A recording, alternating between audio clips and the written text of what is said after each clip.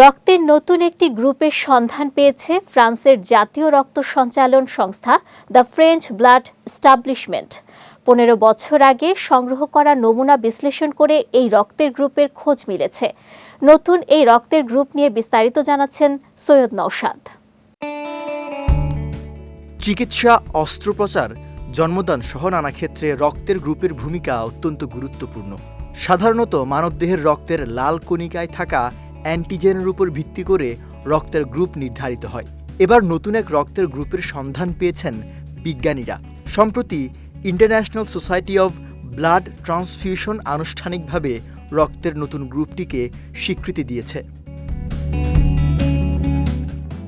বিজ্ঞানভিত্তিক সংবাদ মাধ্যম লাইফ সায়েন্সের এক প্রতিবেদন অনুসারে ফরাসি এক নারীর শরীরে থাকা রক্তের নতুন গ্রুপটির নামকরণ করা হয়েছে গোয়াডা নেগেটিভ। বিজ্ঞানীদের তথ্য মতে প্রায় 15 বছর আগে ক্যারিবীয় দ্বীপ গোয়াদেলুপ থেকে আসা এক ফরাসি নারীর অস্ত্রোপচারের আগে রক্ত সংগ্রহ করা হয়েছিল। সেই রক্ত পরীক্ষা করেই গোয়াডা নেগেটিভ নামের রক্তের নতুন গ্রুপের সন্ধান পাওয়া গেছে। নতুন রক্তের গ্রুপ শনাক্তের বিষয়ে দ্য ফ্রেঞ্চ ব্লাড এস্টাবলিশমেন্টের বিজ্ঞানী থিয়েরি পেয়ারবার্ট জানিয়েছেন, 2011 সালে এক নারীর রক্তে বিরল এক অ্যান্টিবডি শনাক্ত করা হয়েছিল।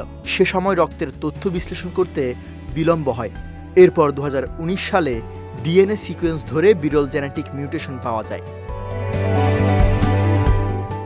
বিজ্ঞানীদের ধারণা, বিরল কোনো রোগের কারণে সেই নারীর শরীরে এই অ্যান্টিবডি তৈরি হয়েছে এবং বাবা মা উভয়ের কাছ থেকে তিনি পরিবর্তিত জিন বহন করছেন।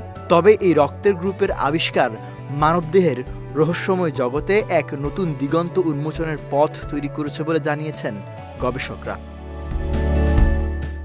সৈয়দ নওশাদ, বিজয় টিভি, নিউজ ডেস্ক।